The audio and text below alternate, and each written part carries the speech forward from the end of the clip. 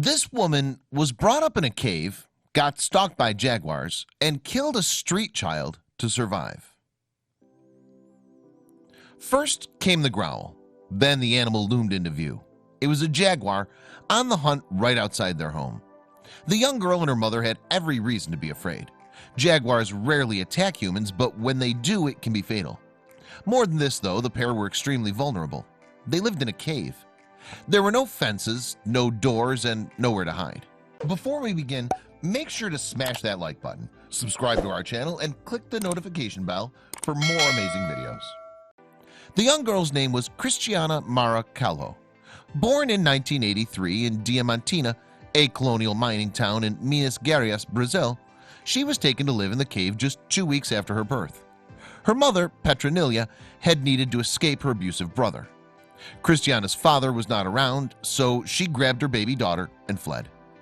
Cristiana and her mother, whom she affectionately referred to as Mame, spent the next 5 years clinging on in the wilds of Minas Gerais. Of course, living away from civilization meant contending with serious challenges, such as prowling jaguars. And yet, as time went on, big cats proved to be the least of their worries. Indeed, the jaguar that visited their cave ran off just as quickly as it had appeared. But as Cristiana, who is today known as Christina Rickardson, explained to the New York Post in 2018, they frequently encountered all kinds of dangerous wildlife. Venomous snakes, spiders, and scorpions were common, she said. I'd wake up in the night to swat away giant poisonous centipedes crawling over my body. Day-to-day life for the pair was, of course, rough. Getting enough food was a matter of gathering, scavenging, and hunting whatever was available. One source of protein was wild birds, which they killed with a slingshot. I gained confidence from hunting and scavenging, and still recall my immense pride when I claimed my first bird, which we grilled over our tiny fire pit, said Rickardson. It made a good meal with fruit, berries, and nuts. However, some food staples, such as rice, can only be bought in Diamantina. To earn money, the two would sell dried flowers and leaves, which they carried to town on foot. It was a lengthy walk, and because Cristiana had no shoes, she'd often cut her feet on the rocks. Sometimes she'd beg her mother to stop, but Petronilla ignored her daughter's pleas. Instead, she talked about God and religion. Despite life's hardships, though, young Cristiana enjoyed living in the wilderness. We came close to starvation, but I often look on those years as my best years, she told the New York Post. Mame always had time for me, and I got all her love. We chatted for hours, taking in the beauty of the wilderness, feet dangling over the mouth of the cave. The colors, sights, and sounds were magical. Characterized by rugged, quartz-filled mountains, the land around Diamantina is indeed rich in natural beauty. Blooming with bromeliads and delicate orchids, tracts of forest cloak the region's riverbanks. And aside from jaguars, local fauna includes cougars, maned wolves, and giant anteaters. In many respects, the region could be considered a nature lover's paradise. But Cristiana and her mother could not remain in the natural paradise forever. And in the end, it wasn't the wild animals that drove them out. It was a band of men and their dogs. Perhaps they were the landowners, said Rickardson. They didn't catch us, but Mame knew it was time to move on. The city of Sao Paulo, where the pair went next, could not have been any more different from their isolated cave. Located in southeastern Brazil, Sao Paulo is in fact the most heavily populated city in the southern and western hemispheres. With few resources, the little girl and her mother wound up living in a favela. It's a Brazilian slum. To survive, they begged on the streets, and some people threw abuse at them, calling them street rats and roaches. The little girl was often left to her own devices for long stretches of time, so Cristiana befriended another street child named Camille. She became my best friend, said Rickardson. We did everything together. We shared all the food we found equally between us. Camille had an amazing ability to tell stories. They took the pain away from living this reality, at least for a while. One night before Cristiana's 7th birthday, Camille was captured by the military police along with 5 other children. The 6-year-old had managed to escape, but she later backtracked to try and rescue her friend. It was then that she witnessed Camille's execution. She was shot in the head. I lost my friend, my sister, that night, she told the New York Post. I also understood how little our lives were worth. Brazil is in fact notorious for the extrajudicial killing of street children.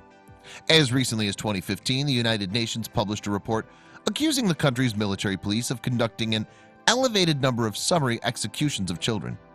The UN alleged that widespread impunity allowed the killings to happen, and that they were part of a drive to clean streets prior to the 2016 Olympic Games. Shortly after Camille's murder, Christiana got in a fight with a street boy. She was starving and had just found a morsel of flatbread in some garbage in an alleyway. The boy demanded she give it to him. The little girl refused, so he hit her and took it. Then, as he began walking off, she grabbed a broken bottle and ran at him, and then plunged the glass into his stomach. At first, I felt nothing, she told the New York Post. Then my hand got warm. Blood gushed from the wound. I took the bread from the boy as he screamed and doubled over in pain. After I'd run a fair way, I started eating, but then I started vomiting. The realization of what I'd done hit me. Later, I heard the other kids in the neighborhood talking about a boy who had been found dead in the alley. Some days later, the little girl wasn't sure how many. Petronelia found her daughter living beneath some stairs. After I told her everything, Rickardson explained to the New York Post, she said, "Christiana, promise me something. Promise me that whatever happens in life, never stop walking." I didn't understand, and I asked, "Where shall I go?" She replied, "It doesn't matter, just never stop walking." After Christiana turned 7, she and her 10-month-old brother, Patrick, ended up in an orphanage. Petronelia visited them on Sundays. Then one day, the orphanage prevented their mother from entering.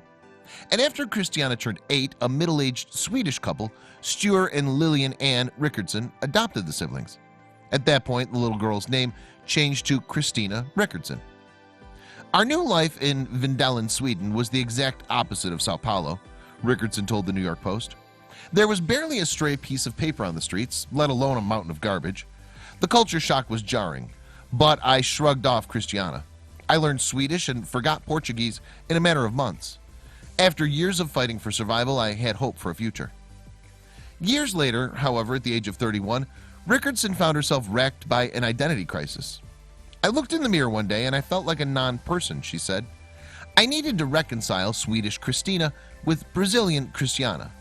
So in 2015, she returned to Brazil.